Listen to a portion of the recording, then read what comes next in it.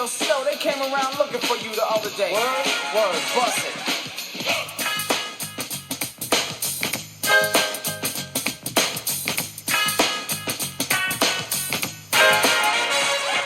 Informer, you know, say that I'm a stormy, I go blam. I like you bum bum down. Take the man that says that I'm a stormy, stand somewhere down the lane. I like you bum bum down. Informer, you know, say that I'm a stormy, I go blam. I like you bum bum down. Take the man that says that I'm a stormy, stand somewhere down the lane. I like you bum bum down. Please tell them I'm not coming, they blow down my door. Rain you can pour through my window, so they put me in the back the car at the station. From that point on, I reach my destination. You are listening to the Wrestling Informer here, exclusively for the Patreons and subscribers of the Dirty Sheets podcast. Now, this is coming to you guys on Tuesday night / Wednesday morning. Obviously, we are continuing to miss the Friday slot for this show because we're recording it too close to Friday. So there is no new information on Friday. So what we're going to do is, I'm going to tell you now off the bat, we're not going to do the show this Friday. We are going to have a nice break from now until the following Friday, which is July the 5th. And then we are going to get back on track with putting this show out at the right time. In fact, we're going to start to put it out on Saturdays. So we are going to do the show on Saturday afternoons. That's going to be the day for the Wrestling Informer. So Saturday, July the 6th will be the next Wrestling Informer. As for the Dirty Sheets on YouTube, where I want to go live and do a free show every week, I'm going to start that on Tuesdays. The reason I've picked these days is because by doing the Dirty Sheets live on Tuesday, not only can I take questions as per usual and as per I wanted to, I can also talk about Monday Night Raw immediately after it happens. Usually I have watched it by Tuesday evening, so I can talk about Raw. And then if it's a quiet week for the Wrestling Informer, I can also talk about SmackDown on the Saturday show. So the Wrestling Informer allows us to talk a little bit about SmackDown if it is not an eventful news week, like this week isn't. Even though it's been over a week since we did a show, it hasn't been an eventful week. All we're really going to talk about here is the SummerSlam card. It's not like the last episode where we had tons of news, which all ended up coming to fruition. Including Drew McIntyre attacking CM Punk in Chicago. But this isn't going to be that type of show where we reveal groundbreaking stuff. So we will return next Saturday. And moving forward, it will be every Saturday. And the YouTube live show will be on Tuesdays. But that will not begin this Tuesday. That will begin the following Tuesday. So let me build up that rhythm of the shows coming out at the right time after the Euros. Don't forget, we are dealing with a loss of a colleague who really did let us down. So we're trying to recover from that. And I'm doing these shows during the Euros and during a Copa America. And I don't mean to be disrespectful, but that shit is paying 95% of my salary. Wrestling ain't paying me shit. I'm only basically doing this to remain a pain in the arse for the people who tried to cancel me. And because the bottom line is, I'm still the best at wrestling news. And that's what really gets under their skin the most. So whilst I continue to do this, I will continue to do the news. And whilst I'll continue to do the news, I will continue to be the best. And whilst I continue to be the best, I will continue to get under the skin of all of these fucktards that want me to stop doing it, whilst they continue to push their narratives, have no real news, and continue to push their shit wrestling agendas, which is basically everything woke that could exist in the world, a style of wrestling that I can't fucking tolerate. Jumping around, dancing around, gymnastic bullshit, allowing woke shit to creep into our wrestling, such as the overexposure of women, over pushing women. It won't be long before we have some kind of tranny holding some kind of belt. That's what they'll be pushing for. That is their woke agenda. Their woke agenda is that, and their general agenda is to push a style of wrestling which isn't interesting to the vast majority of people, which is why AEW is absolutely tanking with the abysmal dog shit rating that they did last week. So now that we have the housekeeping out of the way, if that's what you want to call that first part of the show, Let's move on to some actual news, and we'll start with how things are looking for SummerSlam. Well, as it stands at the moment, we know that the CM Punk and Drew McIntyre match will have its match at SummerSlam. So that's obviously not going to be the blow-off because the feud hasn't really started physically in the ring yet. I imagine that's going to be match 1 of 3, perhaps 2, depending on how it goes, depending on if CM Punk can actually stay fit for a sustained period. But it's probably going to go 3 matches, and we'll probably see that one culminating in Saudi Arabia on November the 2nd, where they're going to need something bigger. So that's going to be one of the matches you get at SummerSlam. Obviously, you have Nia Jax challenging Billi. An interesting predicament there will be if they do pull the trigger on Tiffany Stratton being Miss Money in the Bank. So we could see a relationship with her and Nia Jax, and we could see it being a short-term one rather than it being this long-term Shawn Diesel kind of relationship. What we could see instead is Tiffany tricking Nia into simply cashing in on her in an advantageous position with the Money in the Bank. So as soon as she wins, her friend turns on her, and Tiffany is the champion, and Nia Jax is chasing her for the title, ending what would be a very, very poor and underwhelming run for Billi. Now, I don't know if that's definitely happening, because I do know there was some heat on Tiffany after the X situation with the Black Bitch stuff with Jade Cargill. Interestingly, they are both going to be in the same ring together this week on SmackDown, a situation they wanted to previously steer clear of. If Tiffany wins that match, which I think she will win Miss Money in the Bank. But don't forget a story from a while back where TKO were very, very high on Chelsea Green and wanting to do something with her. And at one stage, she was the front runner for Money in the Bank before Tiffany came to the main roster. It's very, very easy to go back to that. Also, there was heavy emphasis this week on television about the fact that the women have had a 100% cash rate of Money in the Bank, whilst the men is at 80%. Now, Chelsea Green is the perfect candidate to fail with her cash in. And I'm not saying that she will. I'm saying they probably would like to keep that 100% number going, because if you have the opportunity to cash in whenever you want, the number should be 100%. And when males have failed to cash in, it's usually been when they called their shot early or due to circumstances where somebody has cost them to enhance a feud. I think one of the biggest wastes was when John Cena cashed in and his match ended via disqualification. That was the biggest waste of Money in the Bank that I can remember. Otis also comes to mind, although that did lead to a successful cash-in for The Miz on Drew McIntyre. But ultimately, I digress. Women are at 100%, and if anybody's going to lose it, it will be Chelsea. But a while back, Chelsea was the front runner because they wanted to do something significant with her due to the fact she's knocked it out of the park with everything that she does, and she does have a look that TKO do like. And obviously they do want to move towards pushing people like Tiffany and Chelsea who look like that rather than monsters like Nia Jax and Billi. So that would certainly be a direction that I would be looking to go in, and either one of them is fine with me. But it's interesting that Chelsea was the front runner, then it was changed to Tiffany. Then Tiffany did something stupid on her social media, and does that mean we've now gone back to Chelsea? Other matches on the SummerSlam card, we'll see Liv Morgan having to face Rhea Ripley. The title matches, we'll see Cody Rhodes defending against Solo Sikoa. Expect Cody to be pinned in the 6-man match at Money in the Bank. And then the other match, I expect that to be Seth Rollins versus Gunther, or a triple threat match that features Damian Priest in it.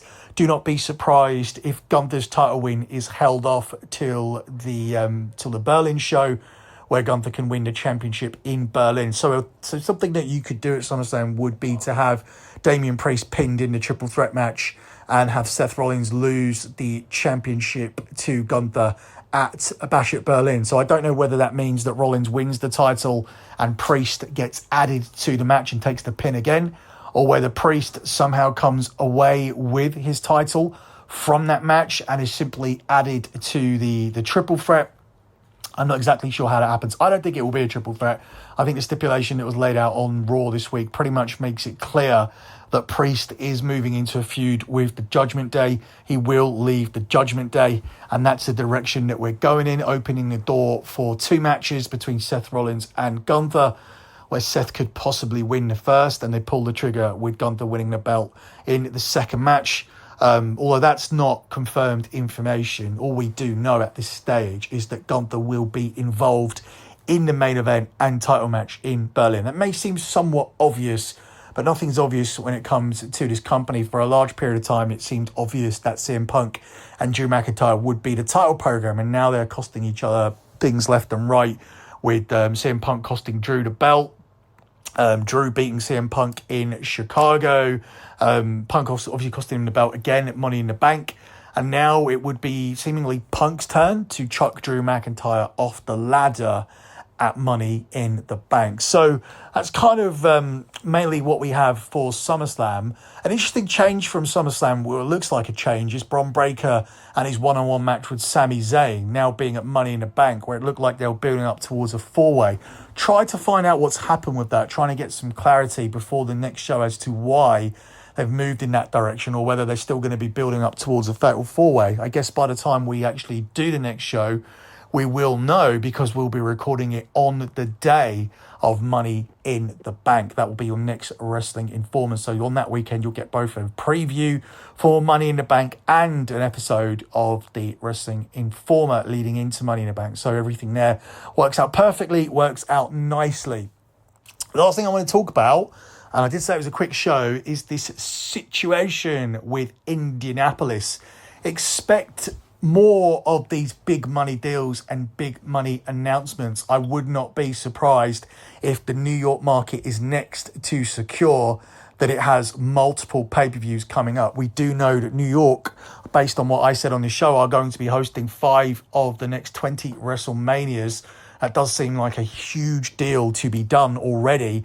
And whilst it isn't contractual, it is something that both New York want and the WWE want. They want to be in that market. And I am of the belief that New York will be the site for WrestleMania 42.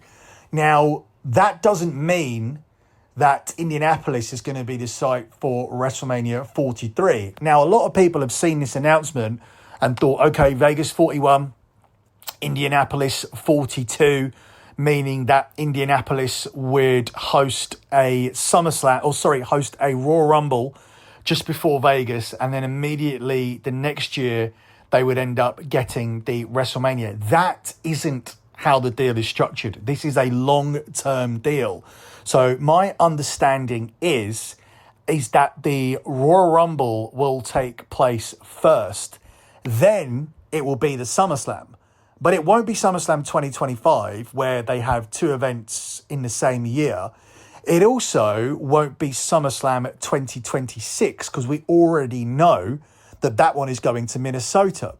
So my understanding is that they are going to get SummerSlam 2027. So that leaves a lot of gaps in the pay-per-view schedule for the WWE. I've already said I think WrestleMania 42 will be in New York. I think the Royal Rumble before that one will be in Saudi. I do believe that Saudi Arabia are going to get a Royal Rumble as part of their new deal. So as for this Indianapolis pay-per-view, I think we are going to be looking at WrestleMania 44.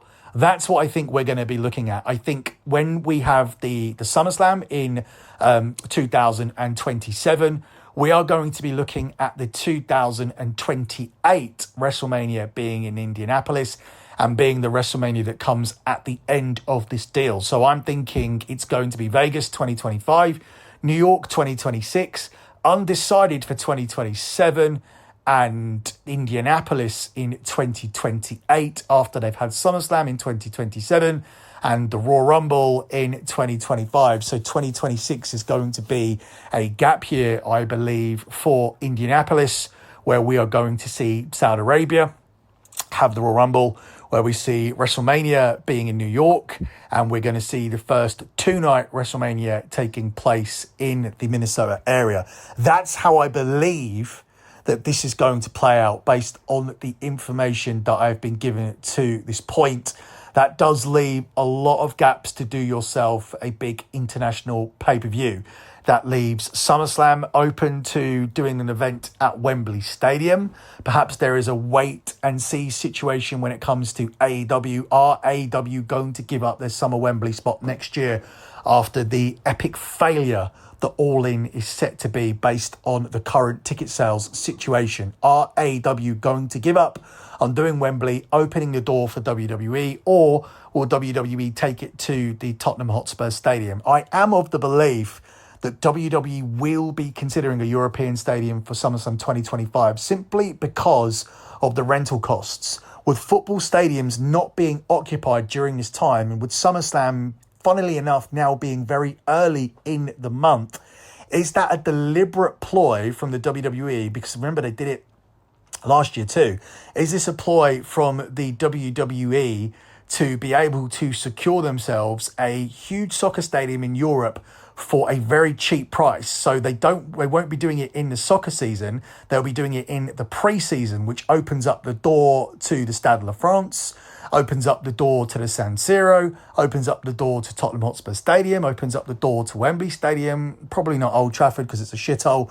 But there are lots of options for the WWE when it comes to a European SummerSlam in 2025. As I said, I do believe Saudis will get the Royal Rumble. The Royal Rumble in 2027 is still available, as is WrestleMania 43.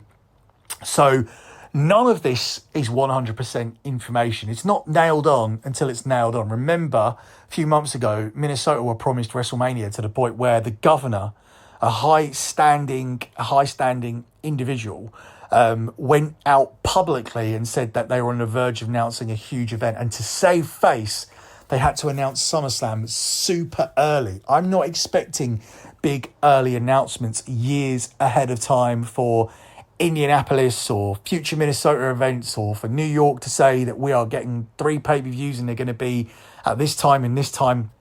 I'm not expecting that again. I think this is a rarity because that governor was trying to save face based on what she gave out before, and then based on Vegas then being the change, she had to be given something for the sake of her respectability. So in the end, she ended up having to make that announcement, or WWE allowed her to make that announcement by having SummerSlam secured there very quickly for a 2-night event. Now, I can't remember if she specifically said that Minnesota would be announcing a huge 2-night event, but I don't think that's would have any relevance. I think if WWE are going to go 2 nights, they were going to go 2 nights anyway. They're not just doing it for the sake of Minnesota. I do believe that all SummerSlams will be 2 nights going forward from that point. And there are now even discussions to open up a 2-night Royal Rumble, beginning with that event that they could potentially be doing in Saudi Arabia at the start of next year. Or not next year, because next year will be 2025, which we know is in Indianapolis, but the following year after that. So if it does go to Saudi, expect the Saudis to have a 2-night Royal Rumble as that's the direction that we're going in. And my understanding is that there is already a proposal in place for how the layout would go. Obviously, we're going to be looking at a split of the Royal Rumbles.